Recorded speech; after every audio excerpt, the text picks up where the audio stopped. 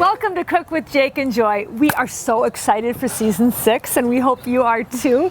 This has been really, really fun. So Derek, fun. are you having fun too? I love Cook with Joy. It's great. Excuse me? And Jake, enjoy. Rude. And Derek. Okay. All right. So today we are here at our farm, Chapala Gardens, and sometimes we've got between 25 and 40 farms operating. Jake used to run this farm when she was just out of college. She ran it commercially. It was really awesome. Now we run it as a nonprofit, and my husband runs it, and we donate most of the produce to local charities, and it's really cool. But we use a lot of the produce in our show as well. And today we're going to make kale salad, and some of you may be going, ugh. Kale salad. Ugh, I hate kale salad. You know why you say that? It's because you have had terrible kale salad. Today we're going to make it with Tuscan kale, otherwise known as Dino Kale, Jacinto Kale, but it's way better than making it with curly kale, and you're going to see why when we get back to our kitchen. That was a lot of fun. That was so much fun.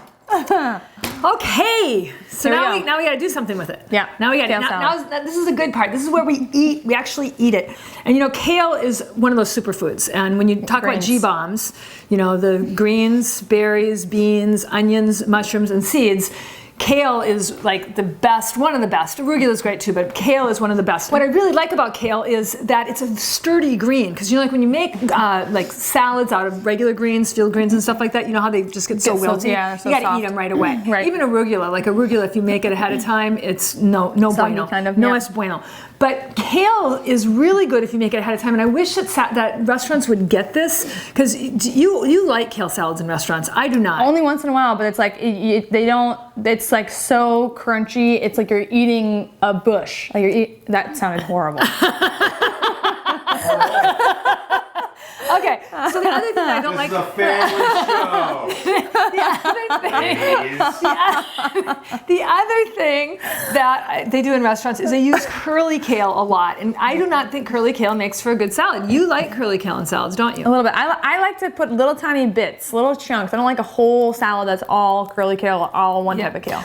I know we were talking about curly and non-curly kale, so we'll show you what I mean. So this is curly. This is like the most common kale that people see. This is like garnish on your plate usually, your breakfast. Yeah. And then this is called Dino or Jacinto kale. Or Tuscan kale, most likely in grocery stores. It's more flat. So we prefer this for salads for sure. This is great to go in smoothies. There's a million other kinds of kale. In fact, in Russia, in places where they like kale's a staple, they have different names for all the different types of kale that there is. Yeah. So there's this red Russian kale. There's a bunch of them. Yeah. But the most common ones that you see are curly kale and then the Tuscan kale. I like the Tuscan kale best for salads. I know when you make them, you just cut them up like this, don't you? Yep. But when I make them, I like to do a couple of things. First, I like to roll it in my hands like this, because this breaks up the cell. We're going to do this when we make the kale chips too. So we want to break it up like that, and then I like to chiffonade it. So that's making it into these little ribbons. All right, and it's kind of time consuming if you've already cut the kale up like you did, but it's okay. Why should you call it ribbons? I don't know, because they're pretty sure you cut these because they're fancy like that. They're fancy like that. Maybe your dad did this. Anyway, we're not going to do the whole salad this way. If I make this, are you going to eat it?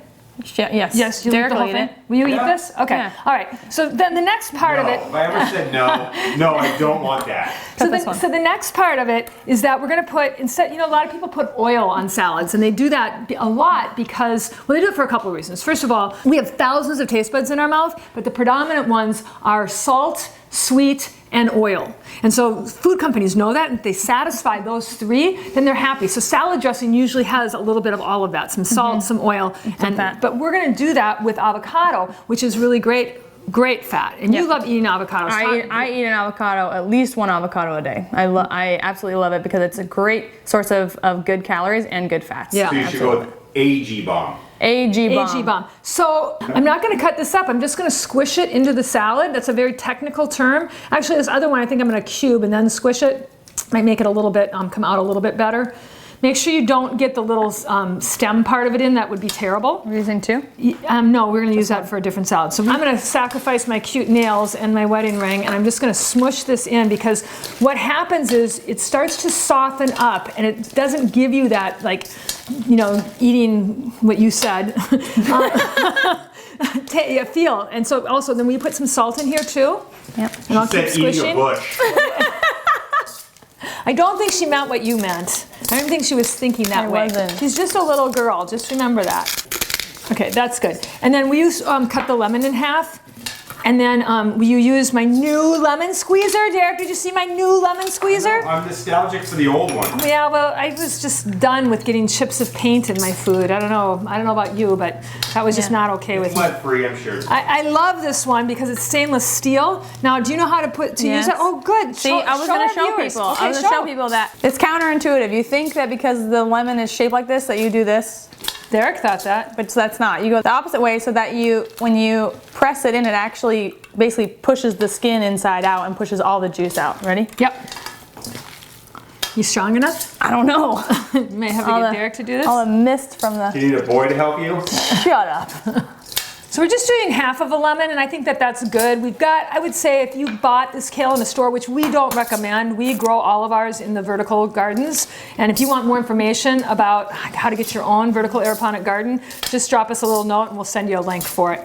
Yep. And then the last thing, so this is really simple. Now, if you wanted to add cherry tomatoes, you could, but this is a great lunch salad or a side salad that if you were gonna have it with an entree. Yeah, so you can see how really massaged into this it is. It really looks like a kind of an avocado kale mash, which is what it is, with a little bit of salt. And if you wanted to add some cherry tomatoes to it for a little color, that would be fine. And I think that's good. It's like with one of the regular salads that I made in another episode, Derek. Last thing we're gonna add is some pepper and some pine nuts. And Jake, do you want to tell people about pine nuts? Yeah, so we actually just looked this up. We love pine nuts. We eat them all the time. And they're actually great for a lot of things. So they're pretty high in calories. However, they do help with weight loss because... That's so weird. I know, because one of the types of acid, I'm not even gonna try to butcher the name, that's in here helps to... Like pignolia, something acid, yes.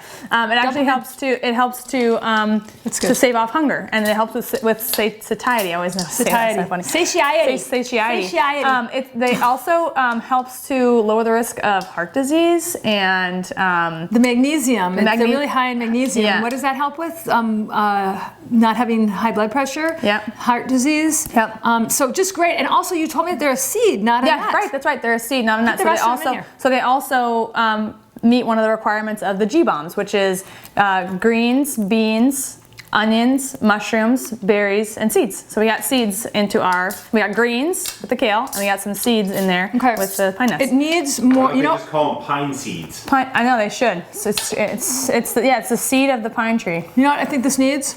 Garlic. What? It needs garlic. We have some over there. Wait, I'll grab some? Yeah, we'll put some, I think it needs more salt too. Maybe a little more lemon, I'm not sure, you taste. Let's get some garlic in it first. I cut some up last night. Okay. Just a little, that's good. Okay, now get the, go get that. Okay, just a little bit of that. We don't need a lot. Ooh, it's strong. This little container is strong. No Well, smell it. vampires. Whew. Wow, just a little bit. That little bit more. Okay, that's good. Oh, yum. That's, wow. It's Is that, really oh my fragrant. God. It's so So fragrant. one of the things that people like to do. Did you get a kale leaf up your nose? You were pretty close. One of the things that people do is they like to buy cut up packaged stuff, like cut up kale, cut up garlic, cut up anything. And I understand the convenience, and if that's the only way that you're gonna do it, that's great. But it starts to oxidize. All fruits and vegetables start to oxidize when you cut them up. So that's why you kind of want to put it off until the longest that you can, especially with greens. And that's why we like to use living greens. These were just taken off of a live plant. So when we eat these, we're getting everything. And the cool thing about greens is that they have chlorophyll, like we have red blood, and the only difference between chlorophyll and red blood is that they have magnesium at the center and we have iron at the center. And otherwise they're exactly the same. So we're uniquely designed to absorb the nutrition from greens. Yeah, and doesn't kale and dark leafy greens help to cleanse your blood? Absolutely. Detoxify your blood. Absolutely. And Absolutely. it's a great detoxifier. So let's try this. It's really good. I got a really salty piece before I made a face. Probably just sit for a minute. Could use maybe a little, no, it's pretty lemony. Yeah, okay. I think really good. I think that chiffonade in it would have made it better, but think it's really it is really good. And It's so creamy. Yeah, it is. It's really creamy. So you don't have to add any oil to it. It's just fine like it is. Yeah. That's all we have. We're Jake and Joy from jakeandjoy.com, and this is Cook with Jake and Joy. Stay tuned for our next episode. We can't wait. I can't lift my arms.